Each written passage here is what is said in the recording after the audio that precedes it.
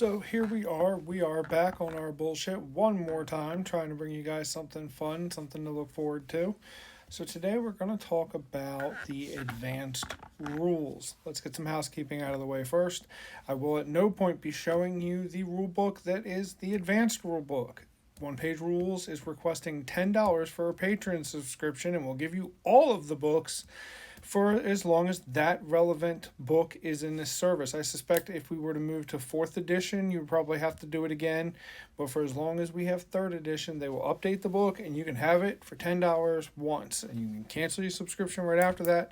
And I refuse to help people pirate something that's already being sold at such a reasonable amount, especially in this new age with Games Workshop losing their goddamn minds. That aside, we are going to go over a couple of things that are in those advanced rules, and I'm going to give you some details and some examples so you kind of have an idea of what actually is in it and what they look like. Because I didn't, and I hesitated getting the advanced rule book for a few months because of it. So if that's why you're here, that's what we're going to do. Let's get into it. So what does the advanced rule have that the basic rule does not? Let's start with page 15. We're going to talk about terrain placement. So this has a couple of options for how to place the terrain in a more even fashion. It has options for alternating putting terrain down between you and whoever it is you're playing with, and a bunch of options for how to do that. In truth, I actually don't think there's much here that should have been in the base set of rules. This is all pretty, if you want to be particular about it, but you certainly don't really need any of this to play or to not play. Having said that, I do want to add there is a terrain guideline section that explains different types of terrain that should have some rules to them with some examples, like fields, which should have difficult and cover, and ruins, which should have cover and dangerous when crossing with rush or charged.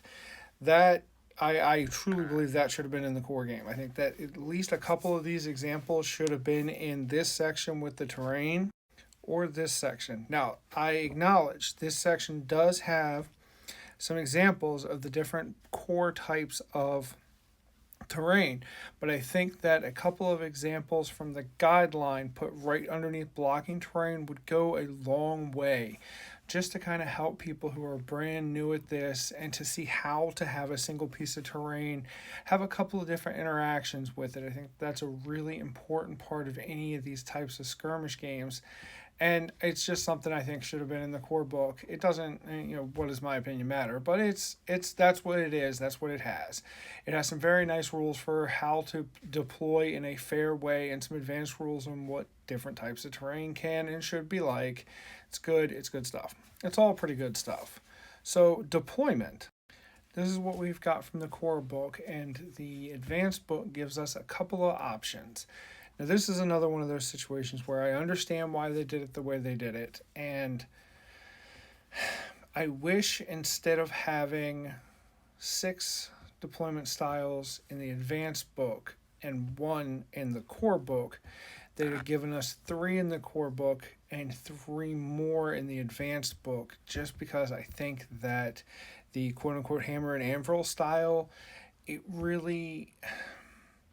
I've never found it to be the most interesting way. I think that we would have done really well to have the traditional, like Warhammer style, short edge, and then crossed in the middle. And those are in the advanced rules and how to set up for them, as well as how to roll randomly for them, with a couple other rules. So you've got the core 3, and then you've got 3 more, which are actually really, really interesting. I like the 4, 5, and 6 for the advanced rules a lot.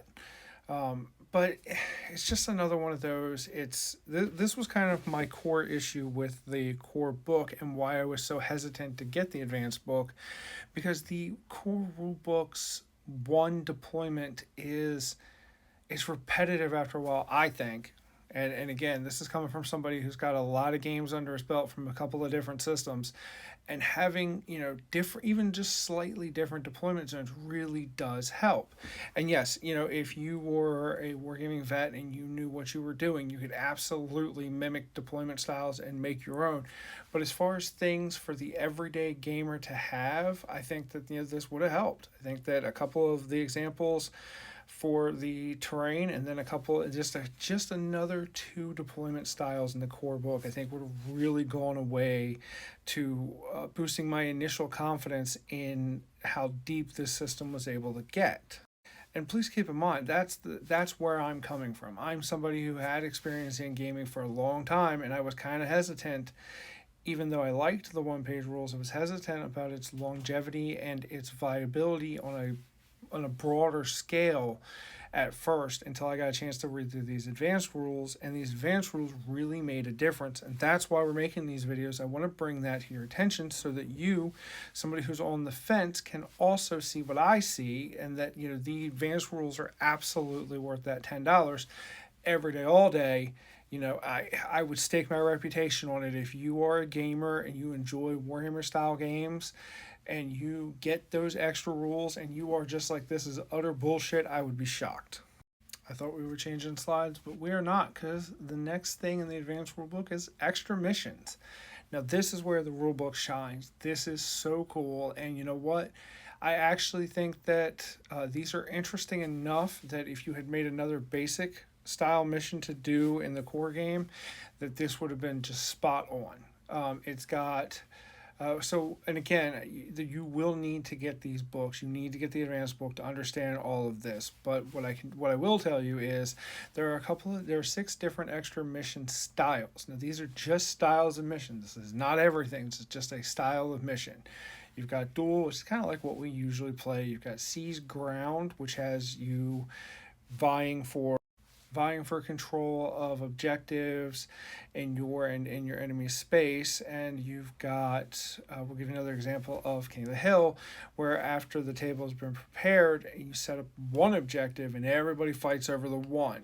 And you know, that's 3 variations. There are 6 in the advanced rulebook, but just to kind of give you an idea, that's 3 variations of these, with duel kind of being what we have in the core book, and then the seize ground and the King of the Hill being 2 options that are in the advanced rulebook, with 3 more options for you to go discover. But I'm bringing this to your attention because this is the other glaring weakness I felt as a person who wanted to be involved in one-page rules and was looking into them.